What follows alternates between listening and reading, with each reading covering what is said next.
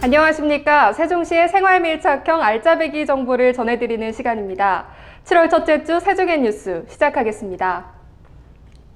도로 위 불법 주차 어제 오늘 일이 아닌데요. 특히 상가가 몰려있는 지역은 문제가 더욱 심각합니다.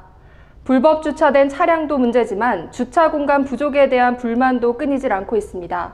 유준혁 기자입니다. 세종시 종촌동의 한 도로입니다. 양쪽에 불법으로 주차된 차량들이 빽빽하게 늘어서 있습니다. 차 한 대가 빠져나가기도 힘들어 아슬아슬한 상황이 자주 발생합니다. 횡단보도에도 버젓이 불법 주차된 차량을 쉽게 발견할 수 있습니다. 길을 건너는 사람들이 주차된 차량에 가려 보이지 않습니다. 사고 위험이 높은 상황입니다. 왜 이렇게 불법 주차가 심한 건지 제가 인근에 있는 건물 주차장으로 한번 들어가 보겠습니다. 주차장 안도 상황은 마찬가지입니다. 빈 자리를 찾아볼 수 없을 정도로 차들이 빽빽하게 들어차 있습니다. 거리에 있는 불법 주차 차량을 전부 수용하기엔 부족해 보입니다. 상가 차량만 해도 지금 폭주를 가지고 될 자리가 공간이 별로 없어요. 일부 차량은 주차하기가 힘듭니다. 불법 주차된 차량을 신고하는 민원 건수만 해도 하루 수십 건에 달합니다. 세종시가 차 없는 도시를 테마로 계획하다 보니 도로는 좁고 주차 공간도 매우 부족해진 겁니다. 대중교통은 배차 간격과 소요 시간이 길어 개인 차량을 대체하기에는 역부족입니다. 요금 징수원 없이도 사용자가 스스로 요금을 지불할 수 있도록 한 무인 주차기입니다. 세종시가 불법 주차를 줄이기 위해 지난 3월 도담동과 나성동에 설치한 건데요. 하지만 보시는 것처럼 이 맞은편에는 여전히 불법 주차된 차들로 가득 늘어서 있습니다. 세종시는 앞으로 무인 주차기 설치 지역을 늘려나가는 한편 단속 요원도 추가로 채용할 계획이라고 밝혔습니다. 올해 상반기에 7대가 추가로 했고 하반기에는 5대 정도 좀 더 예상하고 있고 6명을 이번에 뽑아요, 하반기에. 그러나 상가 주변같이 주차 공간 자체가 부족한 곳에서는 무조건적인 단속만이 해결책이 아니라는 지적이 많습니다. 불법 주차 근절이 시민들의 양심에만 맡길 일이 아니라는 겁니다. 잠깐 도로 주차할 수 있는 공간도 없고 그렇다고 공영 주차장이 많이 이게 주차 공간을 차지하는 것도 아니기 때문에 그런 부분 때문에 애로사항이 좀 많아요.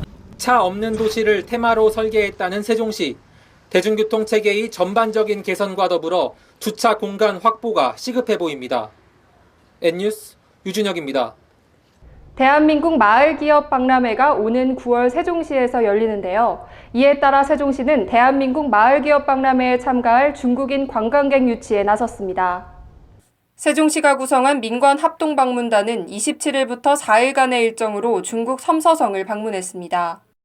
한경우 행정부 시장은 지난 28일 섬서성 관계자들을 만나 마을기업 박람회 참여를 요청하고 사회적 경제 분야 협력을 위한 실무 협의를 진행했습니다.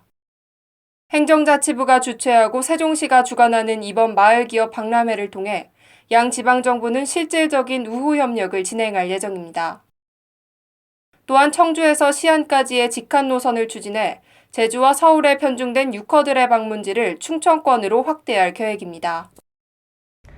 지난 28일 대전시는 대전역에서 출발해 세종청사를 거쳐 오송역을 지나는 간선 급행버스 체계를 다음 달 20일에 개통한다고 밝혔는데요.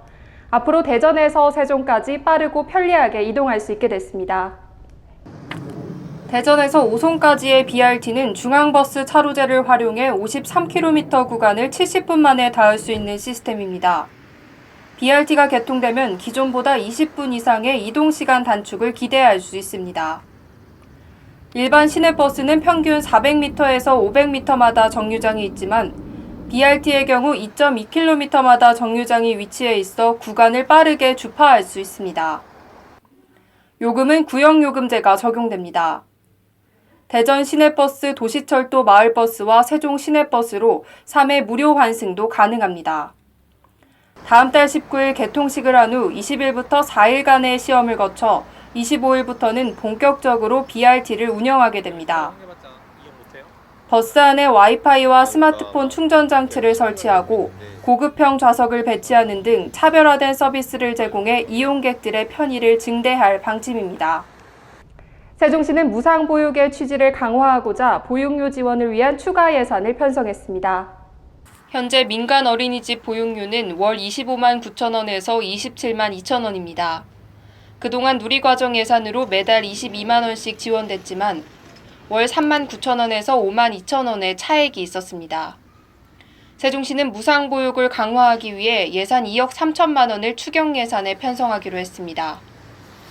원아부모는 차액 보육료의 절반인 월 19,500원에서 26,000원을 7월부터 매달 지원받게 됩니다. 앞으로 세종시는 민간 어린이집 원아부모의 차액 보육료 부담을 덜어주면서 믿고 맡길 수 있는 다양한 보육 지원책도 추진해 나갈 예정입니다. 계속해서 7월 첫째 주 간추린 소식을 유준혁 기자가 전해드립니다. 7월 첫째 주 간추린 소식입니다. 세종 건강가정 다문화 가족 지원센터는 지난 24일 도담동 공동육아 나눔터에서 토이스토리 봉사동호회와 함께 봉사활동을 진행했습니다. 참가자들은 공동육아 나눔터와 취약 위기가정 아동 20명에게 전달할 장난감을 조립하고 청렴 실천을 다짐하는 행사도 가졌습니다. 세종시와 세종시 6.25 참전유공자회는 지난 24일 6.25 전쟁 66주년을 맞이해 시민회관에서 안보 결의 다짐 행사를 개최했습니다. 행사에는 이춘희 세종시장을 비롯해 보훈단체장과 보훈가족, 시민 등 총 300여 명이 참석했으며 새롭게 확인된 6.25 참전유공자 14명이 호국 영웅 기장을 전수받았습니다. 세종소방서는 지난 27일 도담초등학교에서 한국 119 소년단 입단식을 가졌습니다. 이날 행사에서는 단원에 대한 임명장 수여와 더불어 심폐소생술 체험, 소화기 사용법 교육 등이 함께 진행됐습니다.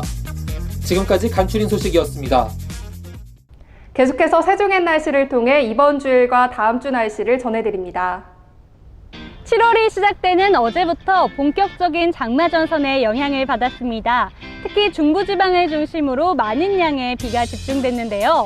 주말이 시작되는 오늘과 내일 역시 비 소식 있겠습니다. 예상 강수량은 6에서 15mm로 평년보다 많은 양의 비가 예상된다고 하니까요. 외출하실 때 작은 접이식 우산 꼭 챙기시기 바랍니다.